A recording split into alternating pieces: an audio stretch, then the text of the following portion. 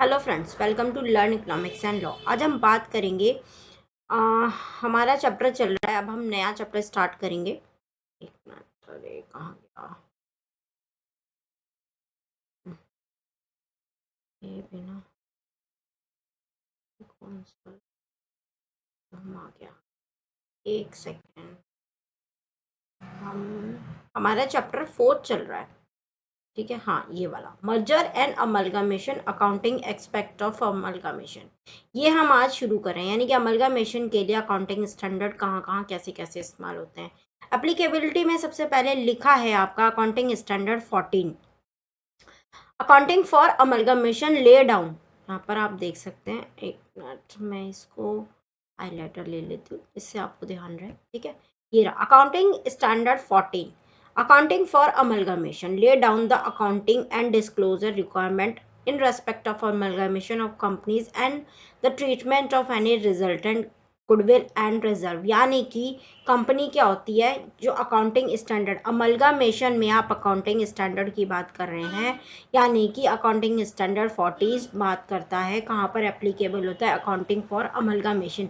अमलगामेशन के लिए accounting standard 14 जो है इस्तेमाल होता है, और उससे निकले हुए जो गुडविल और रिजर्व जो होते हैं यहाँ पर लिखे हैं, and the treatment of any resultant goodwill and reserve, यानी कि रिजर्व और गुडविल वाले जो भी मैटर हैं उन पे आप अकाउंटिंग स्टैंडर्ड 14 एप्लीकेबल करेंगे। अमलगामेशन क्या होता है? अमलगामेशन, ये बात समझ में आ गई आपको कि अकाउंटिंग स्टैंडर्ड 14 कहाँ पर इस्तेमाल होगा, वो अमलगामेशन में इस्तेमाल होगा। अमलगामेशन क्या होता है? जब कंपनी की खरीद फरोख्त होती है, जब कंपनी या तो थोड़ी बहुत बिकती है या तो एक कंपनी दूसरी कंपनी को पूरी तरह एक्वायर कर लेती है, तो वहाँ पर अकाउंटिंग फॉर अमलगामेशन के लिए अकाउंटिंग स्टैंडर्ड 14 इस्तेमाल होता है। अब अकाउंटिंग फॉर अमलगामेशन जो है, ये इसमें 3 बातें निकल के आती हैं। अमलगामेशन तीन बातें निकल के आती है उसमें। देखिए, पहला है ये ठीक है। तो आप ये समझिए, अमलगामेशन में 3 बातें निकल के आती हैं। पहली क्या होती है? अमलगामेशन। दूसरा क्या होता है? एब्जॉर्प्शन। तीसरा क्या होता है?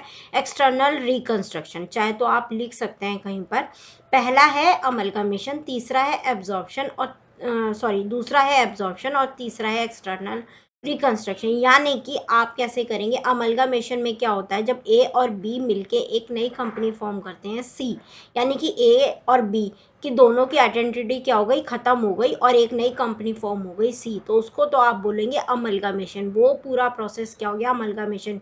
यहाँ पर 2 बातें इंपॉर्टेंट है। पहली कि यहाँ पर 2 या 2 से ज़्यादा कंपनी अपनी आइडेंटिटी को खोती हैं अमलगामेशन में, और एक नई कंपनी फॉर्म होती है, सी।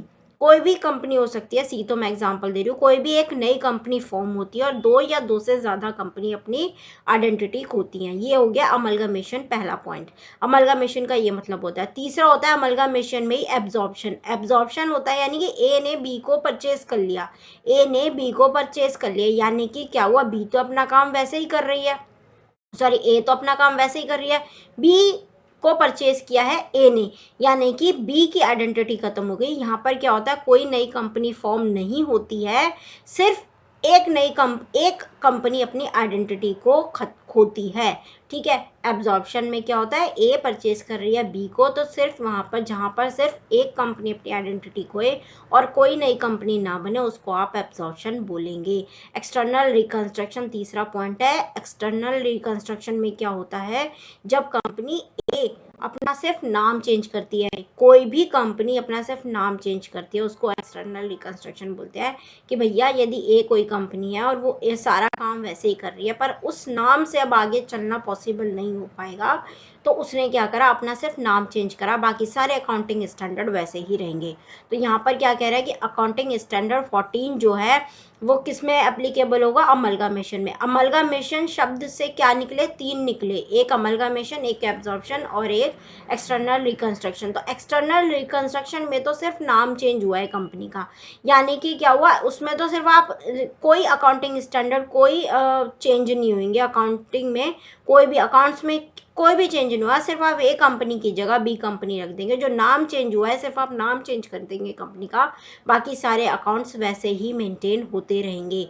पर जो बाकी के दोनों स्टैंडर्ड है, अमलगामेशन भी और एब्जॉर्प्शन भी, वहाँ पर अकाउंटिंग स्टैंडर्ड वर्क करते हैं, अकाउंटिंग स्टैंडर्ड 14 वर्क करता है, क्योंकि वहाँ पर दो कंपनी खत्म होकर एक नई कंपनी फॉर्म हुई, दो कंपनी की बैलेंस शीट एक कंपनी में बनेगी, और वहाँ पर क्या होगा, एब्जॉर्प्शन में क्या होगा, एक कंपनी की बैलेंस शीट जैसे चल रही है, उसने यदि बी कंपनी को एक्वायर कर लिया तो बी कंपनी की मर्ज होगी बैलेंस शीट किसमें, ए कंपनी में। यानी कि वहाँ पर दोनों जगह अमलगामेशन में और एब्जॉर्प्शन में आपका अकाउंटिंग स्टैंडर्ड 14 काम आता है। थर्ड में जो एक्सटर्नल रिकंस्ट्रक्शन है वहाँ पर इतना काम नहीं आता है, और यहाँ पर आपका ये बात लिखी नहीं है कहीं नोट्स में, पर मैं आपको बता रही हूँ कि अमलगामेशन में 3 बातें निकल के आती हैं, वहाँ पर अकाउंटिंग 2 बातों में अकाउंटिंग स्टैंडर्ड इस्तेमाल होते हैं, बाकी के तीसरी जगह पर अकाउंटिंग स्टैंडर्ड इस्तेमाल नहीं होता है। और यदि अमलगामेशन मर्जर करते वक्त गुडविल और रिजर्व क्रिएट होते हैं तो उनका ट्रीटमेंट भी अकाउंटिंग स्टैंडर्ड 14 से किया जाता है। ठीक है, ये बात समझ में आ गई। अब इसके एक्सेप्शन है, यानी कि एक्सेप्शन क्या है। अब इन तीनों में हमने ये बात समझ ली कि अकाउंटिंग स्टैंडर्ड 14 अमलगामेशन में काम करती है। ठीक है, अब इसके एक्सेप्शन भी कुछ हैं, एक्सेप्शन भी कुछ दिए हुए हैं, एक्सेप्शन कि कहाँ पर अमलगामेशन होगा पर अकाउंटिंग स्टैंडर्ड 14 इस्तेमाल नहीं किया जाएगा। वो क्या लिखा, this standard does not deal with cases of acquisition, यानी कि ये स्टैंडर्ड अकाउंटिंग स्टैंडर्ड 14 कहाँ पर इस्तेमाल नहीं होगा, जहाँ पर अमलगामेशन तो होगा पर अकाउंटिंग स्टैंडर्ड 14 इस्तेमाल नहीं होगा। वो केसेस हैं केसेस ऑफ एक्विजिशन, परचेज के cases, cases of acquisition which arises when, जो कि अराइज हुए हैं।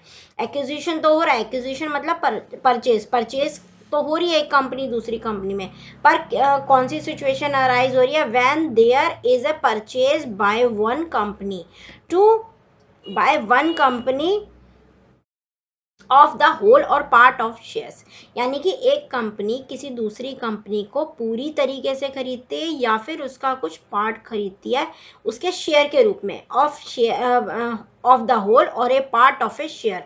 ठीक है, उसका सिर्फ पार्ट या तो थोड़ा बहुत खरीदती है या पूरा खरीदती है, और ऑफ द होल और पार्ट ऑफ असेट्स, यानी कि उस कंपनी का या तो असेट्स खरीदती है या तो शेयर्स खरीदती है। ठीक है, another company acquired company's consideration by, और जो पेमेंट होती है वो कैश में होती है या इशू ऑफ शेयर्स होती है और अदर्स। इस कंडीशन में आपका क्या होगा, एक्विजिशन, केसेस ऑफ एक्विजिशन में आपका बिल्कुल भी ये अकाउंटिंग स्टैंडर्ड 14 इस्तेमाल नहीं होगा। ठीक है,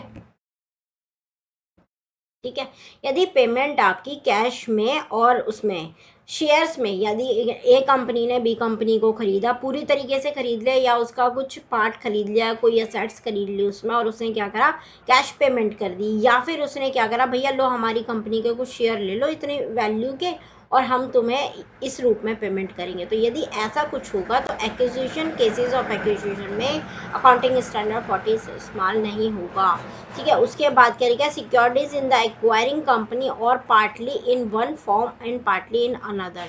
ठीक है, the distinguish feature of the an acquisition is that the acquired company is not dissolve and its separate entity continue to exit. इस बात में काफ़ी इंपॉर्टेंस है, ये कह रही है वही बात जो मैंने आपको बताई है कि एक्विजिशन जो है, यानी कि वहाँ पर अकाउंटिंग स्टैंडर्ड कहाँ पर इस्तेमाल होंगे, मैंने आपको बताया था 2 जगह, सिर्फ अमलगामेशन में और एब्जॉर्प्शन में अकाउंटिंग स्टैंडर्ड 14 इस्तेमाल होगा, एक्सटर्नल रिकंस्ट्रक्शन में तो जरूरत ही नहीं होती।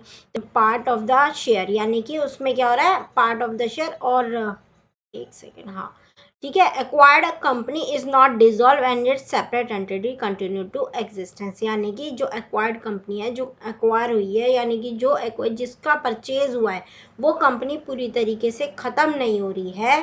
ठीक है, वो चल रही है अभी भी, उसकी उसकी आइडेंटिटी जो है खत्म नहीं हुई है, ऐसी कंडीशन में अकाउंटिंग स्टैंडर्ड 14 इस्तेमाल नहीं होता है। ठीक है, ये उसकी विशेषता है। ठीक है, यानी कि एक्सटर्नल रिकंस्ट्रक्शन में ज़्यादा इसका अकाउंटिंग स्टैंडर्ड का इस्तेमाल नहीं होगा। जिस कंपनी की, जो एक्वायर्ड कंपनी है, यदि वो पूरी तरीके से डिसॉल्व यानी कि ख़त्म नहीं हो रही है और उसकी एंटिटी किसी और नाम से या कहीं ना कहीं एग्जिस्टेंस में है, यानी कि उसमें आप अकाउंटिंग स्टैंडर्ड 14 इस्तेमाल नहीं करेंगे। हो गई, और एक्सेप्शन हो गई। ठीक है। केसेस ऑफ एक्विजिशन यानी कि जब आप किसी कंपनी में एक्वायर करते हैं किसी कंपनी को पूरी तरीके से या थोड़े से पार्ट को उसके, पर आप पेमेंट किस में कर रहे हैं, कैश में, या फिर आप अपनी कंपनी के शेयर इशू कर रहे हैं, तो वहाँ पर केसेस ऑफ एक्विजिशन में क्या होगा, ये अकाउंटिंग स्टैंडर्ड 14 एप्लीकेबल नहीं होगा। ठीक है। और दूसरा यहाँ पर क्या कह रहे हैं, securities in the acquiring company और partly in one form and partly in another. ठीक है ना, सिक्योरिटीज देते हैं एक पार्ट में या अदर पार्ट में, तो वहाँ पर अकाउंटिंग स्टैंडर्ड इस्तेमाल नहीं होगा। और ये विशेषता है, acquisition is the acquired company is not dissolve, यानी कि जो कंपनी आप परचेज कर रहे हो, जिसका एक्वायर्ड हो रही है, जो कंपनी परचेज हो रही है, यानी कि जो एक्वायर्ड कंपनी है, जो ए और बी है, और ए ने बी को परचेज करा है, तो जो बी कंपनी है, एक्वायर्ड कंपनी कौन सी हो गई, इसमें बी हो गई, तो जो बी कंपनी है वो डिसॉल्व नहीं हो रही है, वो अपनी आइडेंटिटी नहीं खो रही है, और वो अपनी किसी और नाम से सेपरेट एंटिटी से कंटिन्यू अपने बिजनेस को कर रही है। ठीक है ना, उस स्थिति में अकाउंटिंग स्टैंडर्ड 14 इस्तेमाल नहीं होता। ये इसकी एक्सेप्शन है और ये अकाउंटिंग स्टैंडर्ड को एप्लीकेबल करने का तरीका है। ठीक है। इसके बाद आता है is AS accounting standard 14 applicable to demerger, ये हम नेक्स्ट क्लास में करेंगे। फिलहाल आप एप्लीकेबिलिटी ये पढ़ोगे तो आपको समझ में आ जाएगा। ठीक है, देखना समझना, और कुछ ना समझ में आया हो तो कमेंट बॉक्स में पूछना। यहाँ तक वीडियो देख लिया तो लाइक करना, शेयर करना, subscribe. Thanks for watching, bye.